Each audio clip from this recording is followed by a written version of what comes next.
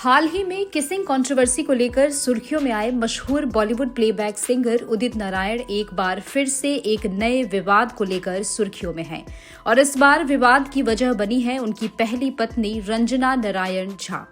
बता दें कि उदित नारायण की पहली पत्नी रंजना नारायण झा ने 2022 में सुपौल फैमिली कोर्ट में दाम्पत्य जीवन फिर से बहाल करने के लिए मुकदमा दर्ज कराया था, जिसके चलते सिंगर उदित नारायण झा को शुक्रवार को सुपौल बिहार के फैमिली कोर्ट में पेश होना पड़ा।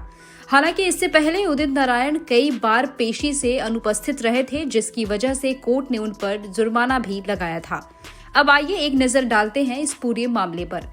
दरअसल उदित नारायण की पहली पत्नी रंजना नारायण झा का आरोप है कि शादी के बाद भी उन्हें कभी भी पत्नी का दर्जा नहीं मिला और उन्हें उनके अधिकारों से वंचित रखा गया। इतना ही नहीं, उन्हें तलाक दिए बिना ही गुपचुप तरीके से उदित नारायण ने दूसरी शादी कर ली थी।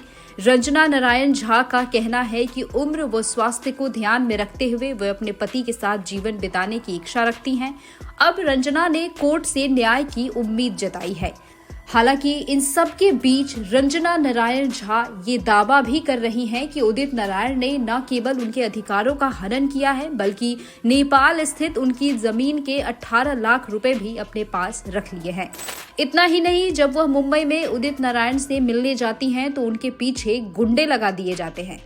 बता दें कि 1 दिसंबर 1955 को उदित नारायण का जन्म बिहार के सुपौल जिले के बायसकोट गांव में हुआ था। 1984 में सुपौल बिहार के रंजना झा से उनकी शादी हुई थी, जिसके बाद 1985 में उन्होंने मुंबई में दीपा नारायण गहतराज से दूसरी शादी कर ली थी।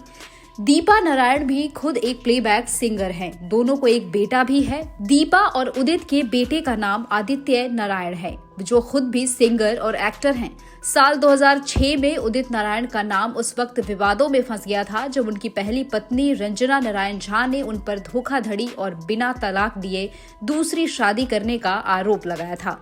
हालांकि शुरुआत में उदित नारायण रंजना से शादी की बात से लगातार इनकार करते रहे, लेकिन जब रंजना ने कोर्ट का दरवाजा खटखटाया और उदित से उनकी शादी के तमाम फोटो और डॉक्यूमेंट्स अदालत के सामने रखे, उसके बाद उदित नारायण को रंजना से शादी की बात माननी पड़ी थी।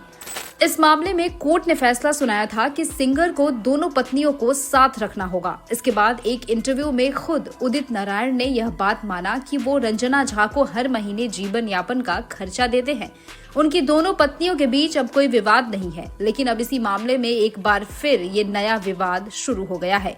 हालांकि इसको लेकर उदित नारायण झा की तरफ से यह खबर लिखे जाने तक कोई प्रतिक्रिया नहीं आई है। दरअसल कोर्ट में पेशी के बाद उदित नारायण मीडिया से बचते नजर आए। उन्होंने किसी भी सवाल का जवाब नहीं दिया और चुपचाप वहां से निकल गए।